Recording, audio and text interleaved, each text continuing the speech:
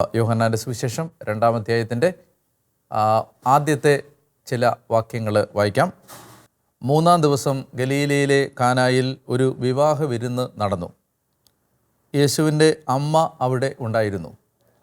യേശുവും ശിഷ്യന്മാരും വിരുന്നിന് ക്ഷണിക്കപ്പെട്ടിരുന്നു. അവിടെ വീഞ്ഞ് തീർന്നു പോയപ്പോൾ യേശുവിൻ്റെ അമ്മ അവനോട് പറഞ്ഞു, അവർക്ക് വീഞ്ഞില്ല.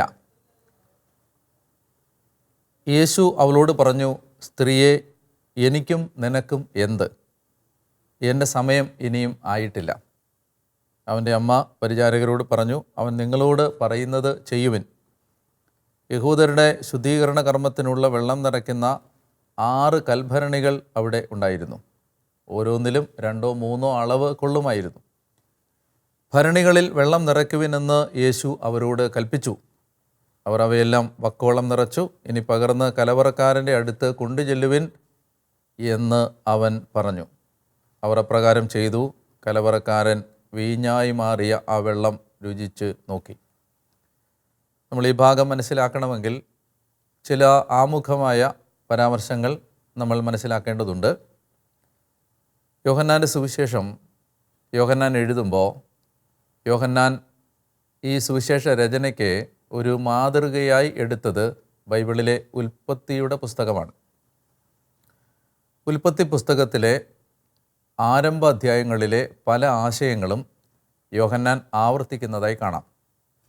ഉദാഹരണമായി വെളിച്ചം, ജീവൻ, അതുപോലെ തന്നെ വചനം, അതുപോലെ 6-ാം ദിവസം, 7-ാം ദിവസം, അതുപോലെ സ്ത്രീ തുടങ്ങിയ ഉൽപ്പത്തി പുസ്തകത്തിലെ ആശയങ്ങൾ, പ്രത്യേകിച്ച് അതിൻ്റെ ആരംഭ അധ്യായങ്ങളിലെ ആദ്യത്തെ 3 അധ്യായങ്ങളിലെ ആശയങ്ങൾ യോഹന്നാൻ വളരെ നിർലോഭമായി, ലുബ്ധില്ലാതെ ഉപയോഗിക്കുന്നതായി കാണാം. അപ്പോൾ ഇത് നമ്മുടെ മനസ്സിൽ വെച്ചെങ്കിൽ മാത്രമേ യോഹന്നാൻ നമുക്ക് മനസ്സിലാക്കാൻ പറ്റൂ.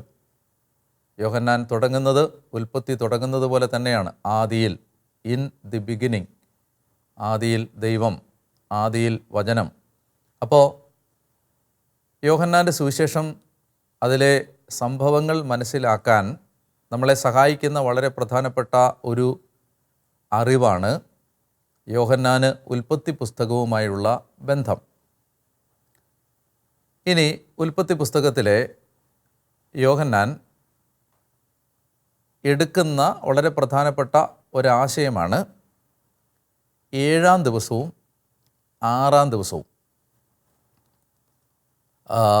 നമുക്ക് അല്ലെങ്കിൽ 7-ാം ദിവസം 6-ാം ദിവസം എന്ന് പറയുന്നതിനേക്കാൾ കുറേ കൂടി വ്യക്തതയോടെ പറഞ്ഞാൽ നമ്പർ 7-ഉം നമ്പർ 6-ഉം. ഇത് ഈ ഭാഗം മനസ്സിലാക്കുന്നതിന് നമ്മൾ മനസ്സിൽ സൂക്ഷിക്കേണ്ട ഒരു അറിവാണ്.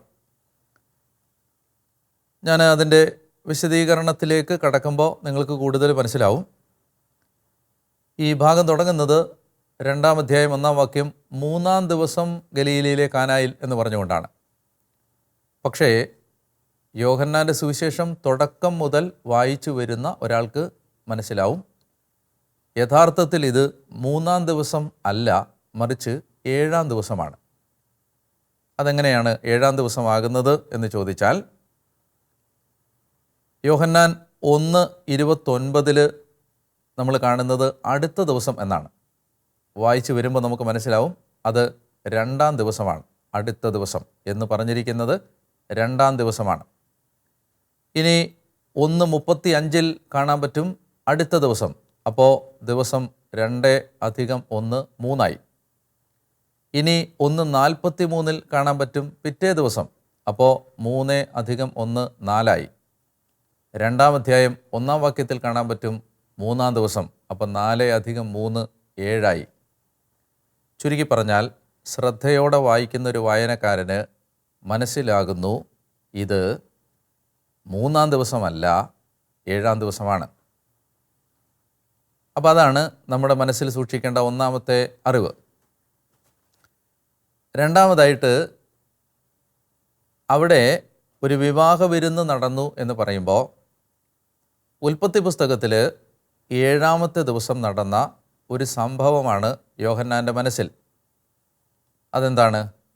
യഹൂദ റബ്ബിമാർ പഠിപ്പിച്ചിരുന്നത് ഇങ്ങനെയാണ്: ആദം സൃഷ്ടിക്കപ്പെട്ടത് 6-ാം ദിവസമാണെങ്കിലും ഹവ്വ സൃഷ്ടിക്കപ്പെട്ടത് 6-ാം ദിവസം അർദ്ധരാത്രിയിലാണ്. ആദം ഗാഠനിദ്രയിൽ ആണ്ട് കിടക്കുമ്പോഴാണ് അവൻ്റെ വാരിയലിൽ നിന്ന് ഹവ്വ സൃഷ്ടിക്കപ്പെട്ടത്. അപ്പോൾ ആദം ഹവ്വയെ കാണുന്നത് 6-ാം ദിവസമല്ല, 7-ാം ദിവസമാണ്. അതുകൊണ്ട് റബ്ബിമാർ ഇങ്ങനെ പഠിപ്പിച്ചിരുന്നു. യഹൂദ പണ്ഡിതന്മാരുടെ അഭിപ്രായത്തിൽ ആദത്തിൻ്റെയും ഹവ്വയുടെയും ദാമ്പത്യം, വിവാഹം ദൈവം ആശീർവദിക്കുന്നത് 7-ാം ദിവസമാണ്. അപ്പം അങ്ങനെ വരുമ്പോൾ ഉൽപ്പത്തി പുസ്തകവുമായി യോഹന്നാനുള്ള ബന്ധം കണക്കിലെടുക്കുമ്പോൾ ഇവിടെ 7-ാം ദിവസം കാനായിലെ കല്യാണ വിരുന്ന് നടക്കുന്നു എന്ന് യോഹന്നാൻ പറയുമ്പോൾ യോഹന്നാൻ്റെ ഉള്ളിൽ ഉൽപ്പത്തി പുസ്തകത്തിൽ നടന്ന ആദ്യത്തെ വിവാഹം ഉണ്ട് എന്നുകൂടി നമ്മൾ അറിയണം. ഇനി യേശുവിൻ്റെ അമ്മ അവിടെ ഉണ്ടായിരുന്നു. അമ്മ എന്ന് യോഹന്നാൻ പറയുന്നെങ്കിലും ഇനി യേശു തൻ്റെ അമ്മയെ വിളിക്കാൻ പോകുന്നത് സ്ത്രീയെ എന്നാണ്. അവർക്ക് വീഞ്ഞില്ല എന്ന് പറയുമ്പോൾ സ്ത്രീയെ എനിക്കും നിനക്കും എന്ത് എന്നാണ് യേശുവിൻ്റെ മറുപടി. അപ്പോൾ അടുത്ത ആശയം ഇവിടെ നമ്മൾ കാണുന്നത് സ്ത്രീ.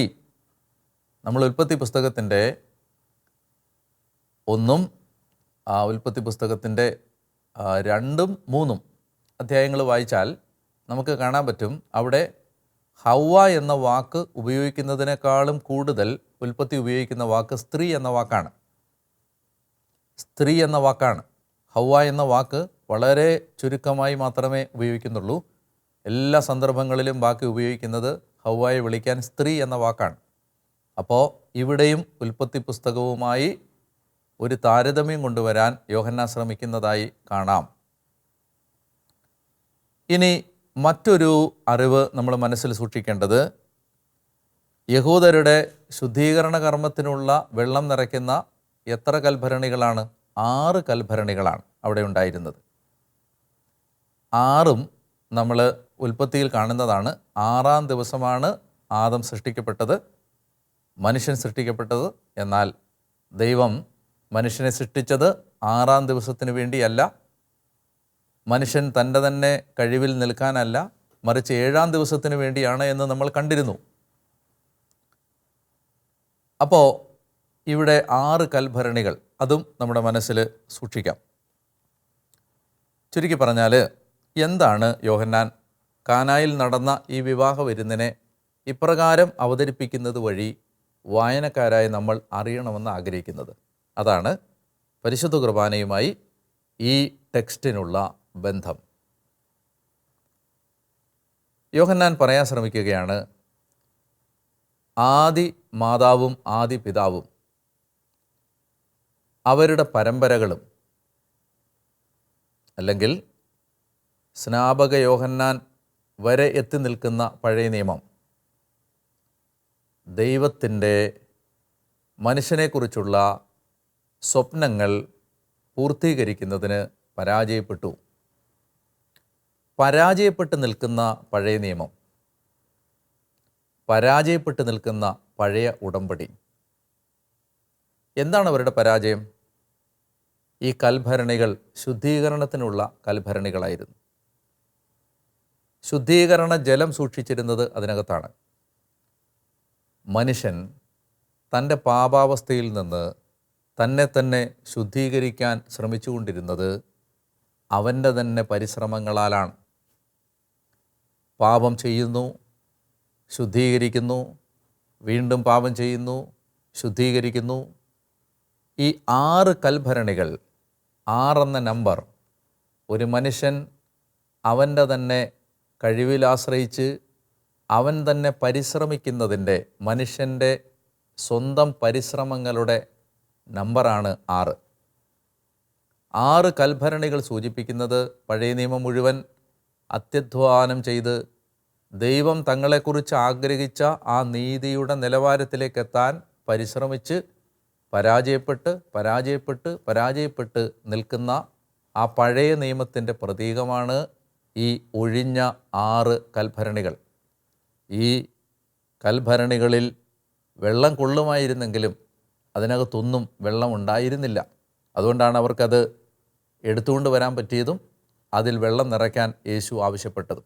അപ്പോൾ കാനായിലെ കല്യാണ വീട്ടിലെ ഒഴിഞ്ഞ കൽഭരണികൾ സൂചിപ്പിക്കുന്നത് മനുഷ്യനെ ശുദ്ധീകരിക്കാൻ കഴിയാതെ, മനുഷ്യനെ ദൈവം ആഗ്രഹിക്കുന്ന ഒരു നിലവാരത്തിലേക്ക് എത്തിക്കാൻ കഴിയാതെ പരാജയപ്പെട്ട പഴയ നിയമത്തിൻ്റെ പ്രതീകമാണ് 6 കൽഭരണികൾ. അതിലേക്കാണ് വെള്ളം നിറയ്ക്കാൻ യേശു ആവശ്യപ്പെടുന്നത്. അപ്പോൾ വെള്ളം നിറയ്ക്കുമ്പോൾ ആ വെള്ളം കർത്താവ് വീഞ്ഞാക്കി മാറ്റുകയാണ്. അതിൻ്റെ അർത്ഥം വെള്ളത്തിൻ്റെ ഗുണമേന്മയല്ല വീഞ്ഞിൻ്റെ ഗുണമേന്മ, വെള്ളത്തിൻ്റെ സാന്ദ്രതയല്ല വീഞ്ഞിൻ്റെ സാന്ദ്രത, അതിനെ ഗുണമേന്മയുള്ളതാക്കി മാറ്റുകയാണ്.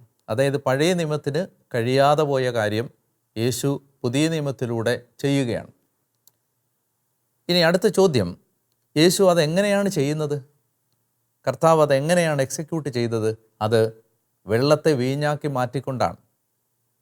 അപ്പോൾ അവിടെ വീഞ്ഞ് സൂചിപ്പിക്കുന്നത് എന്താണ് എന്നറിയണമെങ്കിൽ ഈ ഭാഗത്ത് പരിശുദ്ധ അമ്മ യേശുവിനോട് അവർക്ക് വീഞ്ഞില്ല എന്ന് പറയുമ്പോൾ കർത്താവിൻ്റെ ഉത്തരം എൻ്റെ സമയം ഇനിയും ആയിട്ടില്ല എന്നാണ്.